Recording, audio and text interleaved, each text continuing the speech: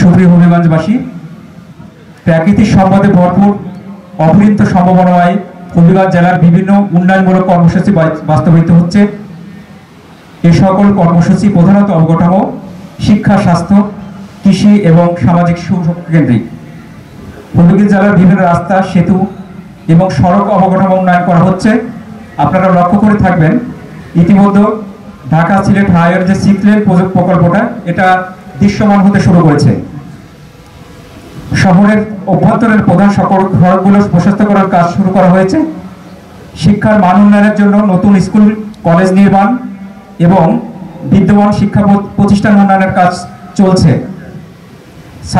ছাত্রদের জন্য আধুনিক শিক্ষা উপকরণ এবং শিক্ষকদের প্রশিক্ষণের ব্যবস্থা চালু করা হয়েছে। শিশুদের জন্য একটি আধুনিক শিশু পার্ক নির্মাণের কাজ চলমান রয়েছে। আপনারা জানেন, শহর সৌন্দর্যবর্ধনের জন্য ইতিমধ্যে মডেল পুকুর উন্নয়ন কাজ শুরু হয়েছে এবং পুরাতন খোয়াই নদীর উন্নয়নের কাজে হাত দেওয়া হয়েছে। গ্রামীণ দুস্থ মানুষের সহযোগিতার জন্য সরকার অসংখ্য সোশ্যাল সেফটি নেট প্রোগ্রাম চালু করে রেখেছেন।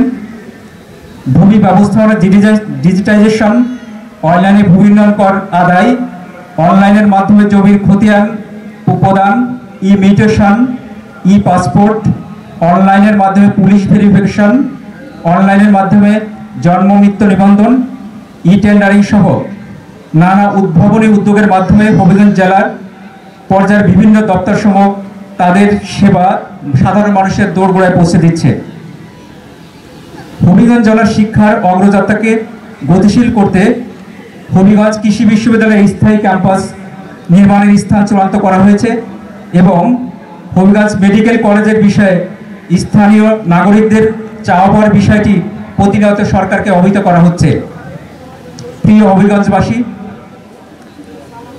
অন্তর্বর্তীকালীন সরকার দায়িত্ব গ্রহণের পর সাধারণ মানুষের কল্যাণের জন্য দ্রব্যমূল্য নিয়ন্ত্রণ, আইন শৃঙ্খলা রক্ষা, বিদ্যুৎ সরবরাহ নিশ্চিত করা সহ সব ক্ষেত্রে গুরুত্ব প্রদান করা হচ্ছে। আপনারা ইতিমধ্যে লক্ষ্য করেছেন, এ সকল বিষয়ে অনেক দৃশ্যমান উন্নতি হয়েছে। এবছর রমজানের দ্রব্যমূল্যর আগের যে কোনো বছরগুলোর তুলনায় স্থিতিশীল আছে। জনগণের মাঝে এই বিষয়ে স্বস্তি ফিরে এসেছে।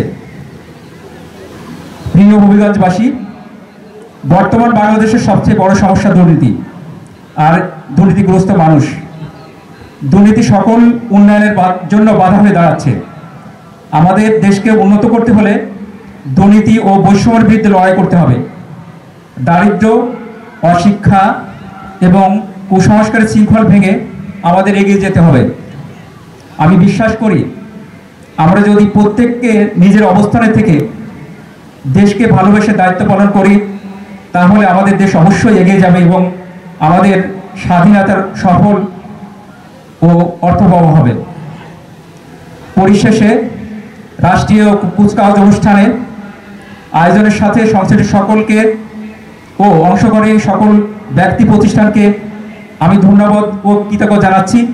একই সাথে উপস্থিত সকলের মঙ্গল কামনা করে আমি আর বক্তব্য শেষ করছি। খোদা হাফেজ।